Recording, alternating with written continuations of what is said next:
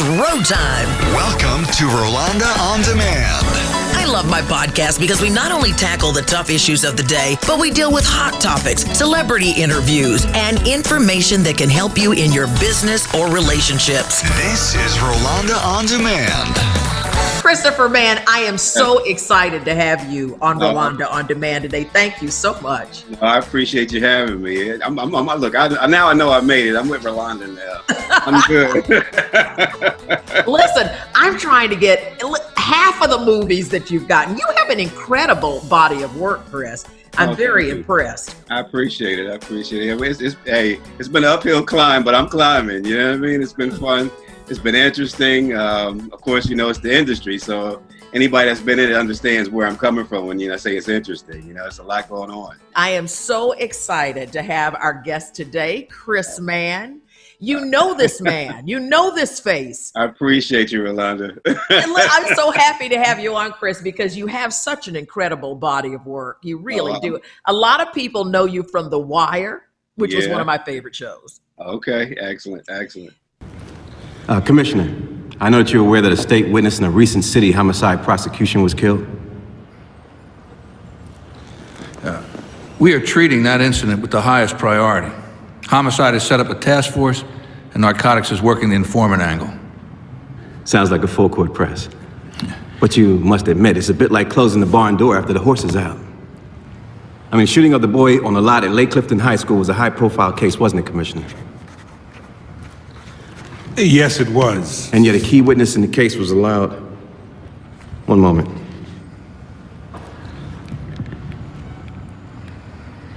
Excuse me, Commissioner, but the chair was good enough to remind me that you have a pressing engagement.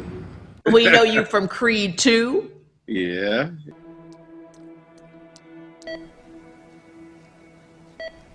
Cracked orbital bone, 2 cracked ribs, grade 3 concussion, ruptured kidney, numerous contusions. Oh.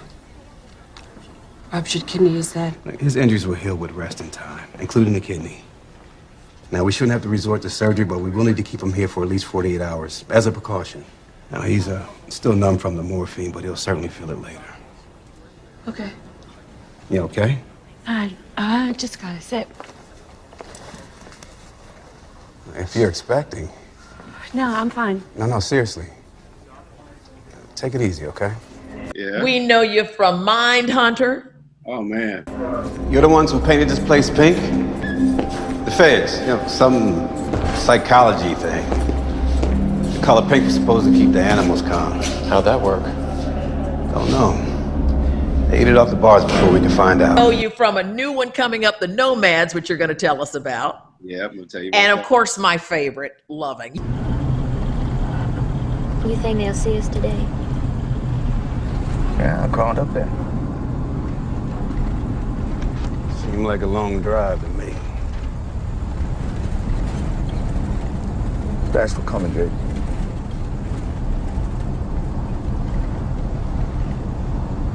Daddy, what's the city like? It's fine.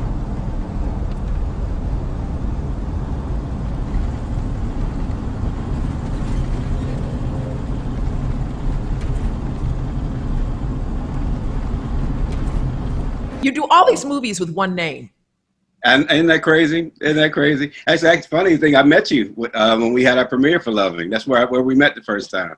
That's right. and you know what was so interesting, Chris, and I think and that's really why I wanted to talk with you today too, artist to artist, is that when your film came out, it was a real God wink for me because my book Destiny Linkers had come out. Right. And it was an interracial story. Your movie about the interracial couple who got the Supreme Court to flip everything on its ear in Virginia. It was very telling, and it was a time where we used our art to tell a very important American story. Hey, I'm telling you, it was just a pleasure to be a part of this whole piece. And it's funny because, in this business, you read for different projects, and you're not guaranteed to get the work. I couldn't walk away from this one. I mean, it just came at me. It was really weird how the whole process went. And because at first I didn't know much about what was going on with the project. And my agent came to me and asked me about the piece. They said he was shooting in Virginia. And they gave me mixed signals with it because they said it was a low budget independent. I was like, I can go. I don't want to go all the way to Virginia to do that because you got to negotiate your contracts. It's really gets real tricky. But to make a long story short, I originally just put myself on tape.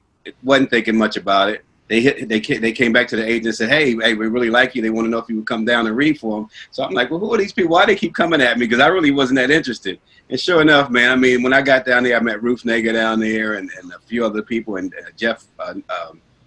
What's Jeff? Egerton? Yeah. Right. Oh, that's Joe Edgerton. Joe was there. I was talking about the director, Jeff Nichols. Man, I hate when I do that. But anyway, yeah, these were some wonderful people, man, and I'm just so glad that they stuck in there and wanted me bad enough to be a part of this because it turned out to be an excellent piece. Yeah, you know what surprises me so much is that Ruth Nega and Joel are not American, yet they're telling a very American story. What was that like? Did they really understand what they were portraying here? That's a very good question. I think sometimes we may underestimate the racial relations in other countries because we think it's only here. So I think maybe they do have some understanding of what was going on at this, in our culture during that period. And I had a video. I recorded my grandmother before she passed away. Right, I had 4 hours of her on tape, and there were certain little pieces that I used to keep in my phone all the time. And they were from North Carolina and the whole nine. So I said, you know what, this was my home state. There you go.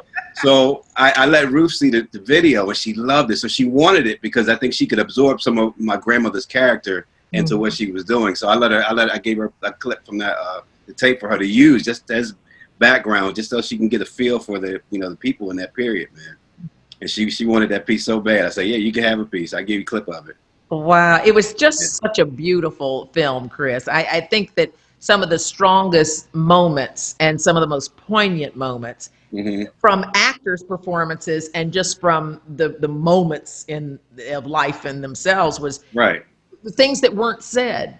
I mean, you could just look in Ruth's eyes or look in your eyes, or the silence that Richard Loving was portraying was so powerful. Yeah, that movie was a very quiet film. It really was. It was all internal. Everything was, and that's one of the things I did like about it. And that's a larger challenge for an actor to do when you're asked to portray something and get the people to feel it without having to verbally express yourself. That's a challenge, and you really have to be in. You have to dive in to get there to that place where everything internal just shows on the outside without you saying it. We had a discussion about one particular scene that I really thought was very powerful, but you had conflicting feelings about this one scene. and explain that. Explain the scene and what we were going through there. Okay, this was the night after they got married, and they were back at my house at that time because they didn't have their own place. And Chris plays the father of Mildred Loving, who got married to the white man. Okay, absolutely, yeah. So that particular night, when they had just gotten married, and we came back from D.C., and in the middle of the night, the cops broke in because somebody somehow had already gotten word to them that they had gone out of state to get married, and they came in and broke in, and I always felt as though, because I know from my grandmother, my aunts and uncles, like I said, they're from North Carolina, and I know what it is to be in the South. A man at home who's used to being there with his wife and 2 daughters. So he's got 3 women and himself in the house all the time. And in the middle of the night, when you hear a big bang in the back of your house, he's coming prepared to protect his family. So I always felt as though maybe I thought it would be a little more interesting for him to come with a shotgun and ready to see who's coming in his house, because it could be somebody just trying to hang somebody. You don't know who's there. It could be the Klan or whatever. And so anyway, the way they wrote it, he just kind of stood there and he saw what was going on. But I felt as though at least let the sheriffs back him down. Once he sees who the sheriffs are, he's like, okay, this is the law. Right. I'm outnumbered no matter what happens. I got to sit here. I got to let this happen. But at least come prepared to so that part, I always thought it should have been just a little bit more drama in that little scene, just to tweak it a little bit. What was so interesting though, Chris, from a spectator point of view or the audience, I think you so beautifully captured the impotence that Black men feel under these circumstances, that you can't even do anything to save your daughter, you can't protect your house, you can't even pull out the gun without it going really bad for you. So I think it kind of showed the emasculation of the Black man during that time in particular, and still today, for goodness. That's true. Yeah. I've been there before. Yeah, I listen. We are Black people living in a different America. We are discussing that. But that's why I wanted to talk about this film too, because I think that the beautiful thing is that we have been lucky to be able to participate in an art form that helps a conversation start. I'm sure that there were conversations that got going that normally wouldn't be very comfortable because you were talking about a movie, or you're talking about a book, or you're telling a story. What impact do you think that Loving might have had on just understanding American history, understanding just race relations? Did it open conversations for you? Did it make an impact? Well, yeah, the one conversation was just how recent it really, it happened. Like 58 is really not that long ago. So for a lot of people, that just blew their minds, the fact that, it was that current to like to today. I think also, I think it may have helped a lot because, if somebody can sit back and objectively watch this without any preconceived notions of color or anything and just see the injustice to the humanity of these people. I mean, I can't see how nobody could watch that movie and not say, wow, there's a problem. And, and if these things are still existing today, we need to do something to correct this, because this is not right. You know what I mean? We all have a birthright to live a happy life. That's what this thing is about. We're here to live life and enjoy it. Let's share this. I mean, first of all, it's all temporary. You're right. I mean, to be totally honest, you're not taking none of this with the Egyptians. They found that out too. They couldn't take nothing with them. You know what I mean? It's all temporary. It's full of stuff.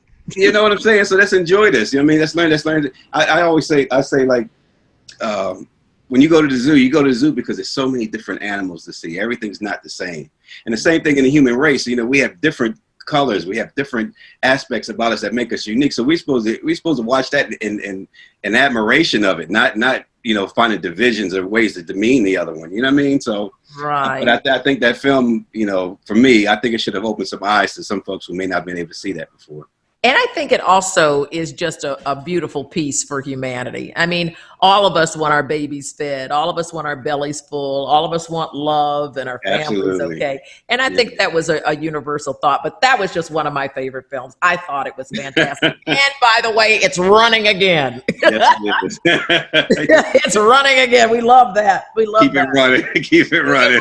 Keep it running. Now, let's talk about you. You're from Chester, Pennsylvania. Chester, Pennsylvania. You're married. You have 4 kids. Yep, 4 kids and 3 grands now. I got 3 grands. Oh my gosh. Yeah. How are you dealing, and what are you saying to your sons? Are probably grown. You probably don't have to worry. Well, actually, yeah, my youngest is the boy. I had 3 girls and a boy. Okay. And he's actually almost 21 now, so yeah, they're all grown. Are you dealing with how you and your son having this talk about all the things that are going on with Black Lives Matter? How's your family being affected? Yeah, we've had these conversations quite a bit over the years. You know what I mean? So it's not a new conversation. It's just an eye-opening experience for them to actually, now we're living it. We used to talk about it, and they're like, I remember when they were growing up, because they'd gone to school and they, they were white teachers and other people. They all seemed like they're really nice folks and the whole night. So they never really saw the contrast until they got to this point, and they're seeing it really up in their faces now. And then they're going, wow. You know what I mean? Yeah. So, they heard me talking, but they always thought me and my wife were exaggerating. Oh, it wasn't that bad. Oh, right, you live in old age. Yeah, right. What are you talking about? Right. Oh, not that old. Not that old. So, when you yeah, I mean, it is a conversation, and just like you said, the people weren't allowed to get married across cultural lines until 1959, which was not that long ago. That long ago. Have you ever faced any type of racism, or have you found it difficult being a Black man in Hollywood, in the movies and series that you do? What do you face? Oh my gosh. Okay, now you opened up a can. And I asked that kind of like. yeah, exactly. You opened up a can. Well, and here's the other elephant in the room when it comes to African Americans in the industry. you know, we have a color lines within our own, you know, ethnicity. You know, I mean, we have, you know, darker complected, lighter complected, and so on. And a lot of times, especially for males, when they, you know, nowadays it seems that when they say they want a black male, they don't want a light skinned black male. Black people are in now. Like, yeah. Black people. You know, if I get a bit part, I'm lucky. You know what I mean? So that, you know, this movie was a somewhat of a godsend. I mean, because they were actually needed somebody who resembled, you know, each other. So Ruth actually looked like we could be related to a degree. You know what I mean? So, but I'm saying, yeah. So I come across that a lot. That's one thing, because I know I don't want to. There's been some auditions that I've blown out of the order, but then when I go back to see who they hired, I was like, wow, they just, you know, they weren't looking for me. They weren't looking for me. Exactly. Yeah. So I do see that. But we've seen that pendulum swing that, you know, other people are getting opportunities that quite honestly didn't have them at one point also. But you're right. Even with it's hard enough to be able to get a role that's for black folks. Right, exactly. Or that they see outside of the box that could be for black folks. A doctor is a doctor. But you're right. When you start adding, now you've got to get through the color system within your own community. You're right. And that's once you've got the content. Now that you got the story, you know what I mean? First you got to get the stories. We don't have enough stories going around for everybody to get work anyway. That's right. So once you get the story, now you got to break it down and like who's going to get the part now. You know what I mean? So it's a lot. It's a tough business, but you seem to work consistently. You're one of the guys you're playing doctors, you're in the cop roles, you're consistent. You're getting some work. A lot of people are sitting. I've been blessed. Before you tell us about your working with Tika Sumpter on the Nomads coming up, you also work with some big names like George Clooney. Yeah. Okay, tell me, what was that like? Look at you. Yeah. Tell me about George. You got a Clooney fan here. Now, George, I'm gonna tell you, George has got to be the most genuine person I've ever met. I mean, especially when you start going, you know, the A-list, B-list. George is the most down-to-earth guy I've ever met on any set, anywhere, man. I actually had a chance to work with him on Ocean's 11, but my scene got cut back then. You know what I mean? But you got the credit. I got the credit. And as fate would have it, though, I got a chance to work with him on Michael Clayton, and we got a chance to talk. I mean, and we sat down to lunch and talked a few times, and really got real personal conversations. But I'm saying genuine conversations about personal things in life and all that. And the second day on that set, though. My oldest brother passed away, and we were in the middle of shooting a scene, and he just happened. He asked me to turn the phone on so we could ad-lib part of the scene off of the phone. So I had it on. So normally on set, you know, you don't have your phone on. So after we wrapped that part of the scene, I hadn't turned it off yet, and I had got a message from my nephew that my brother had passed away. So now, you know, before I could go back to do another scene, I'm a little shook up and whatnot, and so I told one of the PAs to go let Tony Gilroy, the director, know what happened. And George came out to me while I was out in the area waiting, and he said, look, if you want, he said, you can go home and we'll come back and shoot this scene another day. And you know what production value is on a movie, right? On a George Clooney movie. You feel me? Yeah. So that, if that's any indication of the generosity and humanity in him, that did it for me. I was like, this guy is cool, man. Yeah, I mean, he's not only fine and gorgeous and a good actor, but I have been really impressed with him lately because he has been very vocal and very involved in the Black Lives Matter movement, encouraging people to get out and support the movement, and that's amazing. Yeah. During this coronavirus time, how are you as an actor? I mean, what's changing? Are we going to go back to production? Well, we're going to have to go back to production, but what's the new normal going to look like? Well, you know, the only way I can see that the probably crews are going to be a lot smaller going back in. Outside of that, I don't know how you can get away from us being close quarter. I mean, you got hair, makeup, you know, you have everything, you know, you get everything going on the set. You got all these people working the crew. How can you do it without everybody being there? I don't get it.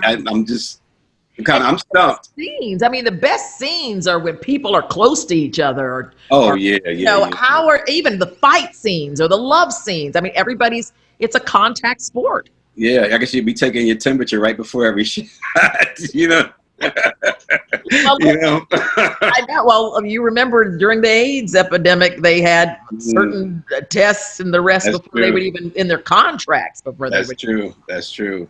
Yeah, but so are you finding that things are getting back to normal? I'm finding a couple of little auditions coming in, and every once in a while you'll see something, but so far it hasn't been anything in my genre though, you know what I mean? But you see things coming in, it's like, okay, well, at least you know something's moving, you know what I mean? And I'm actually working with some folks, some friends of mine. We're trying to produce a couple projects, so you know, sometimes you got to get in on the backside to make things happen, you know what I mean? So, and think innovative. I did my first online movie. Did you? Yeah, it was ironic because the guy had a movie. He had written a movie about a writer stuck in his house, and his only conversations and only appeal were to his psychologist and people he had to work with. So it was this very internal piece, and it was all shot from like webcam. I said, "How did you come up with this?" He goes, "It was before the virus. He didn't even know, but he'll sell it because of that." Wow, and it's funny you say that. I did do a table read through Zoom, a Zoom table read, and everybody recorded their own screens, and we sent them to the editor, so he's going to edit it all together. So that was crazy. That was fun to do, though. You know what I mean? But that's the first time I ever did that. You know, a table. And then we also find that we're having to set up our own self-tape situation. Oh, well, I was doing that already anyway. Yeah. Is there a program that helps an actor read with themselves? Or how do you do that? You get a buddy to read with you, or your wife to read with you, or your my wife reads. My wife reads with me all the time. But there is one app I know. Hold on, let me see if I can find it real quick. I'll let you know. What is the name of this app? They do have an app. It's called Slateable.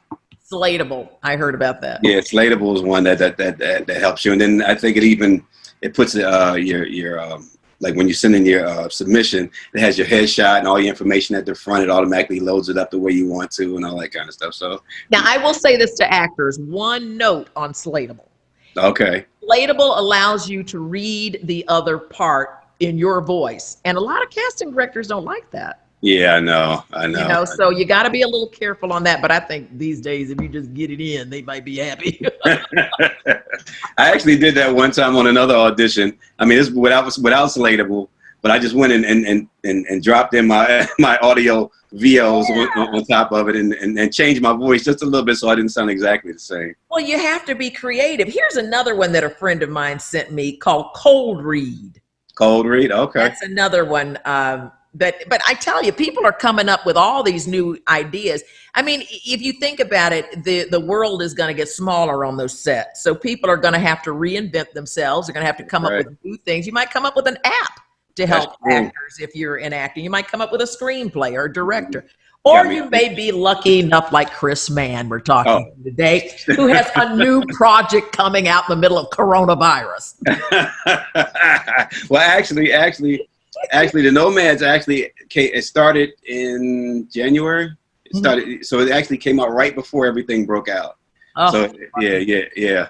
And it's a really good movie. It's a true story about a North Philadelphia high school. They had cutbacks in the 80s where they had to combine some of the schools together, and they had all these guys that wanted to play football. And there's too many from different schools to make one football team. So there's one teacher who had played rugby, and she knew that there was a lot of scholarships available for rugby players. So she actually implemented a rugby team at the high school to get these athletes an opportunity to get scholarships to go to college. So I play the principal of the school. It's a really good movie, though. It's a really good movie. Well, let's take a look at you, Tika Sumpter, and who else? There's a third actor in here. Tate Donovan. Let's take a look at the Nomads. Out there. I can't even remember when our graduation rate passed 60%. And you're talking scholarships? Let's change that percentage. We hired you to teach, not coach. Yes, but isn't it our responsibility to challenge them to try new things? Take the scrum from the hallways to the field? Scrum. I'll assume that's a rugby term. Yes. Mr. Nolan, you equally committed to this? Dr. Wade, when I was a young man, I coached with Mac's dad, and it changed my life. Well, let's see if you can get any interest first. Trying new things is not the status quo around here. Now out. So that means you'll get approval from the school board. I'll see what I can do. So that's a Get yes. out. Okay. Shoot. Thank you. Thank you. That was great. So when can we see this? You can actually see it right now. It's on Amazon Prime. You can catch it right now. It's a really good movie. It aired on Bounce for a minute too, but it's constantly on Amazon. Well, don't we love that one aspect of the coronavirus is that a lot of good movies are coming out earlier. Yeah, that's true. And they're staying on longer. That's true. And they're dusting off a few of our favorites, putting them up there. Maybe we'll get some residuals and royalties out of it. You know, that's funny. That's funny. Let me ask you this. So many people dream of being an actor. And there's a part of them that says, do people really make a career doing this? But then we see people, yes, if you work hard, you can do it. What do you say to the young person who's, they might be a little deflated right now because what can they do in the middle of coronavirus? But what do you say to young actors or people who are already in the game who want to have consistency in it like you? Yeah. That's an excellent question. Eternally, it's an eternal thing, man. I'm into it's a faith-based thing. You know what I mean? It's what you speak your own existence and you believe it and accept it as though it is what you want now before it happens. So you have to stay in that same frame of mind constantly with this. See what happens. I think what happens to a lot of us is we hear all the roadblocks, all the danger signs. People tell, "Oh, don't do this. This is going to happen." And you let that become your reality. And because you speak those things all the time, and that's what you expect it to happen, it actually happens. The universe gives you back what you put out. Mm-hmm. You know what I mean? If you say you're going to succeed, you will. You will, exactly. Exactly. You're going to fail, you will. You're right, whether it's good or bad. You're right either way. Mm-hmm. So that's something I think we know this. Once you're bitten by the bug, you just let it go. It's just hard. When it works, it is the greatest thing on earth. It is just a wonderful career. That is true. I mean, my wife, she's kept me from jumping off the bridge a few times. You've got a good wife, Chris Mann. Tell Marsha Mann we're doing her a shout out. She's definitely going to love that one. Behind every great man. There you go. Absolutely. There's a better woman. Reading his lines. There's a better one. And she's actually good. I kept telling her I'm going to get her a SAG card in a minute. She laughs at me. She's like, no, don't even try it. But she does. She reads really well, man. So I don't trust nobody else to read now. So. Well, I tell you what, in such a crazy career path, it really helps to have somebody behind you, I'm sure, who supports you, says, keep going and all. I mean, because there's times that you really do say, okay, I'm done. I'm shutting the door on this. And they'll be like, what are you talking about? You know what I mean? No, you're not doing that. You know what I mean? So that it really helps to have somebody that's really in your corner. Mm-hmm. I guess, and the thing too is, as I think we both would agree to tell other people that while we're in this time, let me just ask you that, Chris, because I know that we may, like your kids may say we're old school, but we believe in doing the work, putting the work in, doing the workshops, studying, reading the scripts, writing. What are some other things that actors can do right now to stay in the game, to get ahead of the ball, to reinvent themselves, whatever they can do in this time of standstilledness? You know what, especially since you can't be in the same room with a lot of people. I was doing a lot of monologues. Like I was recording them and watching them and critiquing myself and things that I could do to change or given different feelings, say, okay, I chose this right here. Now make a different choice and see how it works with a different choice, so you can play around with all kinds of things like that, man. It just make a color palette, you know what I mean? It's your palette. Chris, that's brilliant. That's a great, I love that idea. I think I'm going to take that myself because there are those roles that you really want to play and you don't get a chance to get them. Yeah. So get ahead of the ball and put that character on. Exactly. I love it. Play a lawyer, play a crazy person. Absolutely. Get it on. I love it. Love it. Love it. Anything else you would say? It's really kind of hard right now. I mean, nowadays there's a lot of online classes. I mean, if there's somebody that you think you want to take a class with, go in there, and where they had the master classes that were on. That a lot of actors. If you're looking for voice acting master class, I've got one coming up July 1st. See what I'm saying? Rolonda.com. Okay, I might be on that one myself. We got a great group forming. I tell you, really, we got a good group. Good group. Come on. Excellent.